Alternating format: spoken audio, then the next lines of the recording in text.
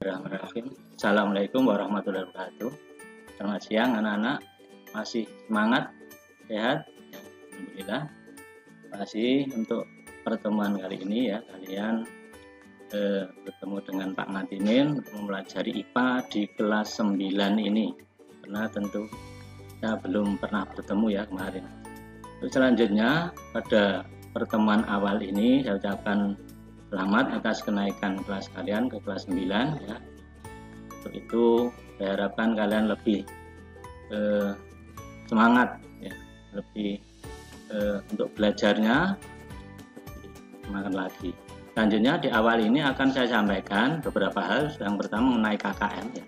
Untuk KKM IPA di kelas 9 yaitu 72, sehingga untuk nilai-nilai harian, ulangan harian, tes atau tugas, kalau mendapat kurang dari 72 dari kalian belum lulus harus remedial.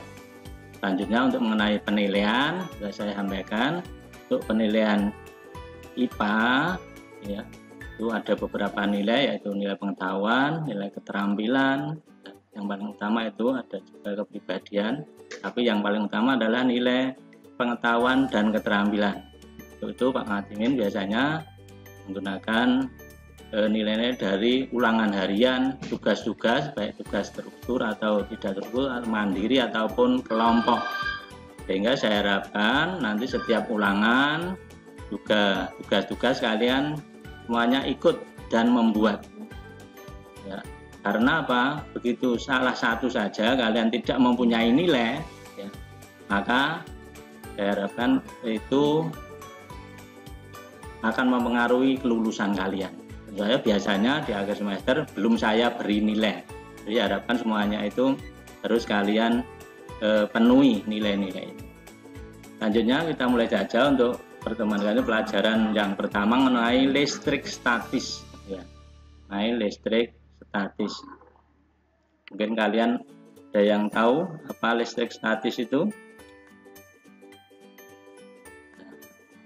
Sebelum itu ya, dan mengenai kompetensi dasar yang akan kita capai. Yang pertama yaitu kalian belajar mengenai menjelaskan konsep listrik statis dan gejalanya dalam kehidupan sehari-hari, termasuk kelistrikan pada sistem syarat dan hewan yang mengandung listrik.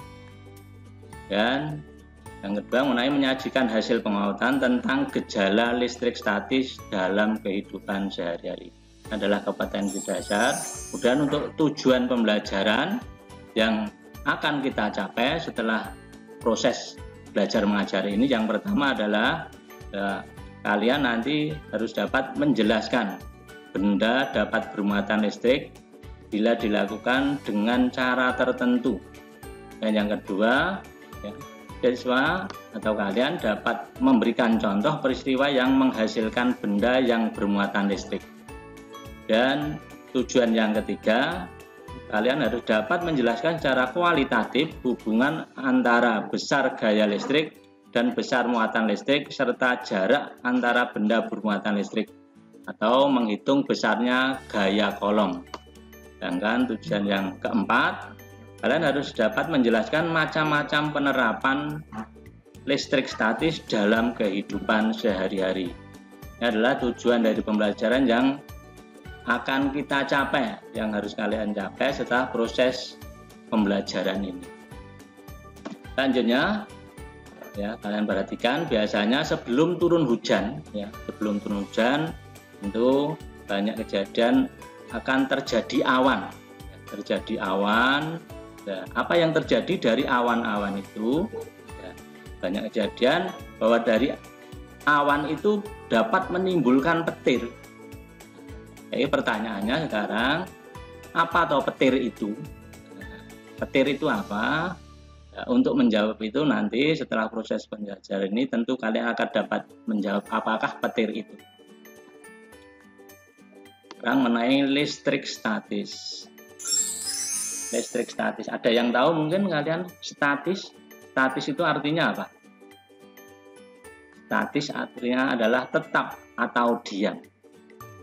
Jadi mengenai listrik statis yang akan kita pelajari adalah listrik yang diam.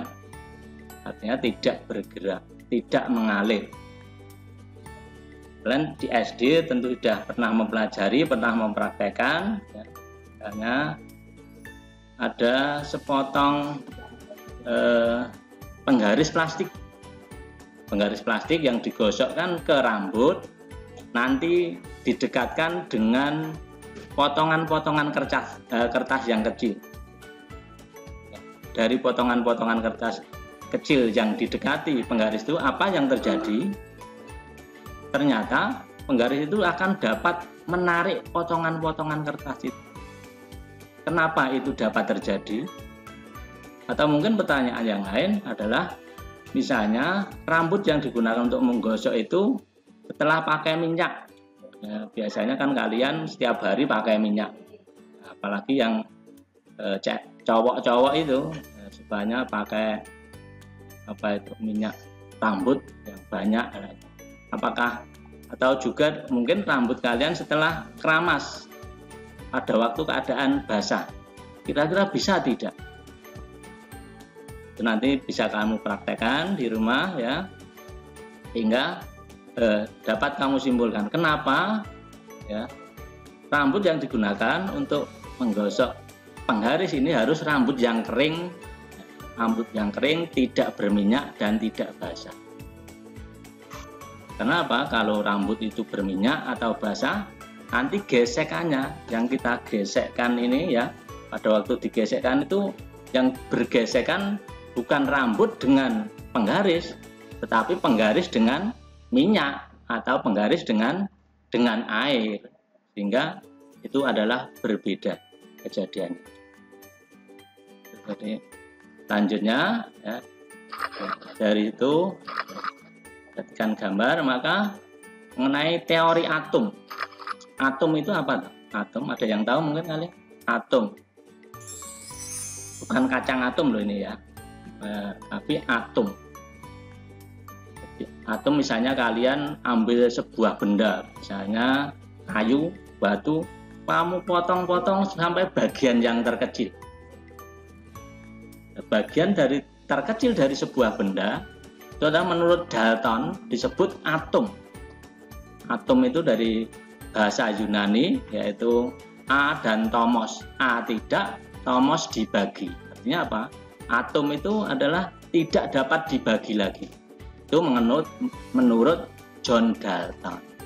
Tetapi setelah terjadinya perkembangan ilmu pengetahuan dan teknologi, ternyata atom ini masih ada bagian-bagian yang lebih kecil lagi. Ya, setelah diketemukannya adalah muatan positif oleh Rutherford, kemudian muatan negatif oleh J.J. Thomson, James Jacques Thomson, dan ya, muatan yang partikel yang tidak bermuatan sebagai penyeimbang, yaitu disebut neutron, yang ditemukan oleh Chadwick.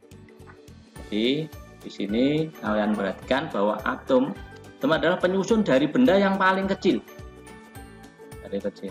Nah, di dalam ilustrasi itu bahwa di dalam atom, ya, terdiri dari atau penyusun partikel-partikel penyusun atom yang pertama adalah proton. Proton mempunyai muatan positif. Yang kedua adalah neutron. Neutron itu adalah dari kata netral, artinya tidak bermuatan. Dan yang ketiga adalah elektron yang mempunyai muatan negatif. Proton dan neutron itu berada di tengah-tengah atom, disebut inti atom. Jadi sekali lagi, ya, proton dan neutron itu bergabung menjadi satu, menjadi inti atom. Sedangkan elektron itu bergerak mengelilingi inti. Elektron bergerak mengelilingi inti. Itu adalah bagian-bagian dari atom. Kemudian selanjutnya kaitannya dengan susunan partikel pada benda padat. Setiap benda itu disusun dari partikel, yaitu dari atom-atom tadi. Ya, misalnya dari gambar, ya, dan perhatikan itu dari partikel penyusun zat tadi diambil satu saja, itu disebut atom tadi. Posisinya atom itu mempunyai proton yang mempunyai muatan positif, kemudian neutron yang netral, dan elektron tadi. Elektron muatannya negatif. Jadi di situ kalian lihat bahwa jumlah proton dan neutron itu adalah selalu sama. Proton dan neutron sebagai inti atom itu tidak bisa terpisahkan, ya, tidak bisa terpisahkan, ya. Jadi tetap menjadi satu. Sedangkan pada atom yang netral, jumlah proton dan jumlah elektron adalah selalu sama. Kalau jumlah protonnya 2, maka elektronnya juga 2, dan selanjutnya. Dan mengenai teori atom.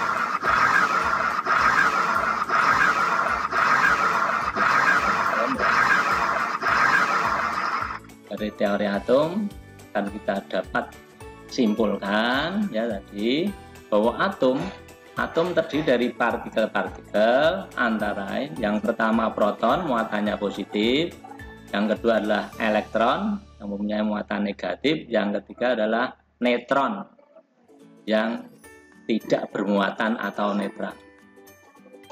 Proton dan neutron tadi membentuk inti atom ya, yang tidak bisa dipisahkan dan dikelilingi oleh elektron. Jadi elektron itu bergerak mengelilingi inti atom tadi.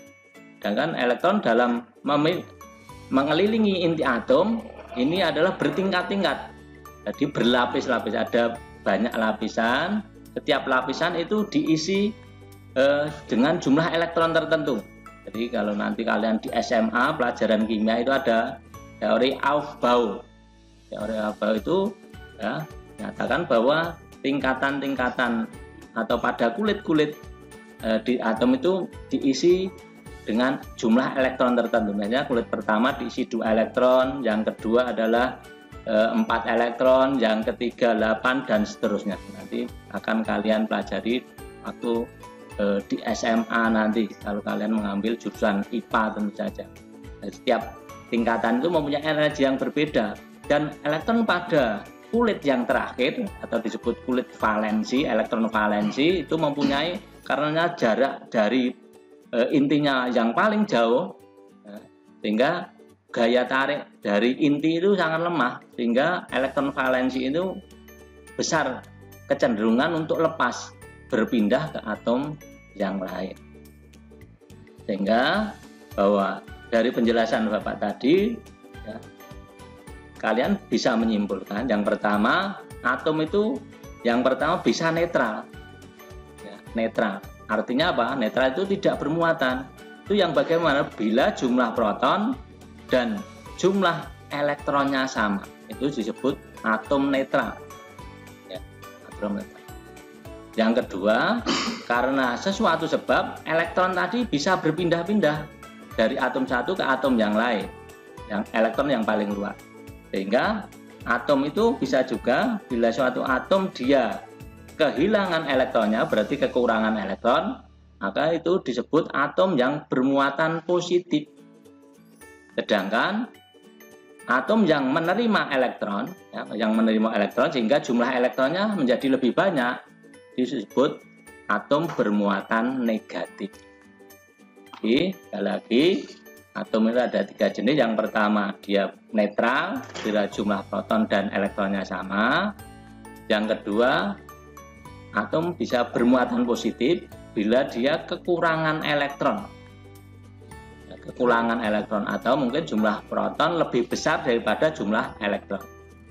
Yang ketiga adalah atom yang bermuatan negatif, jika atom itu kelebihan elektron atau jumlah elektronnya lebih banyak daripada jumlah protonnya.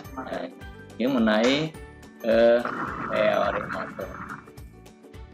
Sedangkan ya kaitan dengan atom tadi bukan model-model atom. Dari model-model atom ya, dan lihat yang pertama misalnya ini saya contohkan adalah atom hidrogen. Kalau kita lihat ya, atom hidrogen di situ protonnya jumlahnya 1, sedangkan elektron yang mengelilingi di situ juga satu. Sehingga bagaimana jumlahnya itu? Dari jumlah itu berarti atom hidrogen itu kalian dapat menyimpulkan atom itu bermuatan atau tidak, atau netral. Jadi kalau jumlahnya sama, protonnya satu, elektronnya satu, tadi berarti atom hidrogen ini termasuk atom yang netral karena jumlahnya adalah sama. Kemudian contoh yang kedua, misalnya atom helium. Ada atom helium, ya kalian perhatikan ya, dari gambar. Dari jumlah protonnya berapa, kalian hitung. Jumlah elektronnya berapa, sehingga kalian nanti akan dapat menyimpulkan atom helium ini bermuatan listrik atau tidak. Ya, kalau bermuatan listrik nanti muatan listriknya apa? Positif atau negatif. Dan yang ketiga juga contoh atom litium, di situ juga sama saja. Dari gambar kalian hitung, kalian perhatikan jumlah protonnya berapa, jumlah elektronnya berapa. Nah, ya, dari situ ya bisa menyimpulkan, kalian bisa menyimpulkan sendiri atom helium dan atom litium ini bermuatan listrik atau netral. Kalau bermuatan listrik maka jenis muatannya apa? Ya, muatan positif atau muatan negatif. Selanjutnya kita pelajari mengenai muatan listrik pada atom. Jadi dari atom-atom tadi, atom adalah penyusun dari sebuah benda.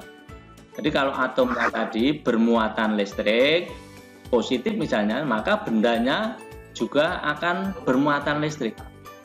Misalnya sebuah besi, atom-atom penyusun besi ini ya bermuatan positif, misalnya, maka besinya juga bermuatan listrik. Nah, dari muatan itu, nah, maka misalnya sini saya contohkan, misalnya sebuah atom natrium Na mempunyai proton 11. Kemudian dikaitkan dengan atom klor yang protonnya 17. Yang semula masing-masing netral, tetapi karena jumlahnya masih ganjil, artinya belum berpasangan, maka supaya kondisinya menjadi stabil harus berpasangan. Sehingga dari atom yang dimiliki itu harus menjadi, supaya netral, dia akan bisa melepaskan elektron atau menerima elektron. Jadi kalau atom tadi misalnya di itu atom natrium, dia melepaskan satu elektron, maka akan menjadi bermuatan positif. Karena apa? Jumlah protonnya lebih banyak dari jumlah elektron, atau atom natrium menjadi atom yang kekurangan elektron. Sedangkan yang klor sebaliknya, atom klor dia menerima elektron. Dengan menerima elektron itu maka jumlah elektron menjadi lebih banyak. Sehingga atom klor ini akan menjadi bermuatan negatif. Karena apa? Dia berarti kelebihan elektron. Jadi dari penjelasan yang Bapak sampaikan tadi, kalian tentu akan sudah dapat menyimpulkan dari benda itu yang semula netral itu dapat menjadi bermuatan listrik dengan cara yang bagaimana. Dengan cara yang bagaimana.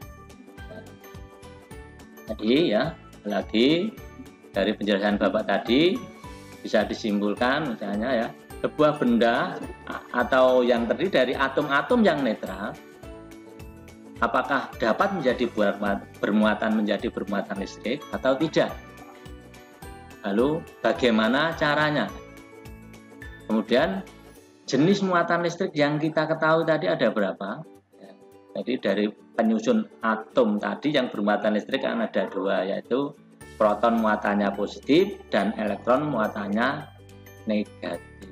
Ya, sehingga jenis muatan listrik yaitu ada dua, positif dan negatif. Dan yang ketiga, bila atom kehilangan elektron, sehingga menjadi kekurangan elektron. Nah, bila kekurangan elektron tadi, muatannya apa tadi? Nah, harus kalian ingat-ingat tadi. Ada, itu muatannya menjadi bermuatan positif. Sedangkan atom yang menerima elektron, sehingga elektronnya dia menjadi lebih banyak jumlahnya. Sehingga atom jenis ini disebut bermuatan apa? Ingat-ingat. Yaitu kalau dia kelebihan elektron, sehingga atom ini menjadi bermuatan negatif. Ada dua jenis muatan, yaitu muatan positif dan muatan negatif. Selanjutnya kita lanjutkan mengenai muatan listrik pada sebuah benda. Muatan listrik pada sebuah benda. Tadi di awal Bapak sudah mencontohkan kalau penggaris plastik digosok dengan rambut, bisa juga dengan kain wool, itu dapat menarik kertas. Dan juga misalnya tadi penggaris plastik yang digosok dengan rambut atau kain wool tadi didekatkan dengan bulu. Maka apa yang terjadi? Apakah sama dengan kertas, potongan-potongan kertas kecil tadi bisa ditarik atau tidak? Ini bisa kalian praktekkan nanti. Kalau bisa menarik tadi apa? Karena apa? Kok penggaris plastik setelah digosokkan dengan rambut atau dengan kain wool bisa menarik bulu kertas, bulu ayam, maaf. Nah, ini perhatikan dari gambarnya tadi ya. Jadi cara menimbulkan muatan pada benda dengan cara menggosok. Jadi untuk membuat benda netral menjadi bermuatan listrik dapat dilakukan dengan cara menggosok. Yang digosok apa? Yaitu menggosok penggaris plastik atau plastik dengan kain wool. Kain wool tadi dengan apa? Rambut. Apa sekarang kain wool? Kain wool itu dibuat dari apa? Kalian tahu tidak? Ada yang tahu mungkin? Kain wool. Jadi kain wool itu adalah dibuat dari bulu domba. Nah, jadi di kain. Nah, kalau rambut ini bulunya siapa? Bulu kita kan sama-sama bulu. Nah, jadi artinya apa? Kalau penggaris digosok dengan rambut, baik rambut hewan atau rambut manusia, ternyata penggaris itu akan dapat menjadi bermuatan listrik. Karena apa? Setelah digosok itu ternyata elektron pada kain wool itu akan bergeser, akan berpindah ke penggaris, sehingga penggaris plastik itu akan menjadi kelebihan elektron, sehingga akan menjadi bermuatan negatif. Jadi sekali lagi saya ulangi ya. Jadi penggaris plastik atau benda-benda plastik yang lain, jadi itu kalau digosok dengan kain wool, maka yang terjadi bahwa elektron dari kain wool akan berpindah ke penggaris, sehingga penggarisnya menjadi kelebihan elektron. Kalau kelebihan elektron berarti dia bermuatan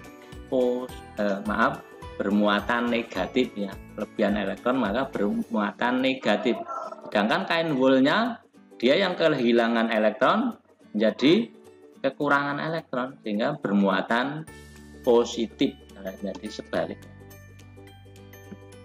Selanjutnya contoh yang kedua ya, tadi dengan cara menggosok tadi, yaitu yang digosok sekarang kaca digosok dengan kain sutra. Kalau kaca digosok dengan kain sutra, yang terjadi bahwa elektron pada kaca berpindah ke kain sutra, sehingga kaca akan kekurangan elektron, sehingga kaca menjadi bermuatan positif. Lagi saya ulangi ya. Jadi Nah, yang kedua, kaca digosok dengan kain sutra. Yang terjadi bahwa elektron dari kaca akan bergerak, bergeser, berpindah ke kain sutra. Sehingga kaca akan menjadi kekurangan elektron dan bermuatan positif. Jadi, ya, kan tadi berarti ada dua pasang. Yang pertama, kalau plastik pasangannya dengan kain wool. Yang kedua, kalau kaca pasangannya dengan kain sutra. Dengan cara menggosok. Ya, interaksi, kamu perhatikan gambar ya. Di situ interaksi dua buah muatan listrik bila didekatkan.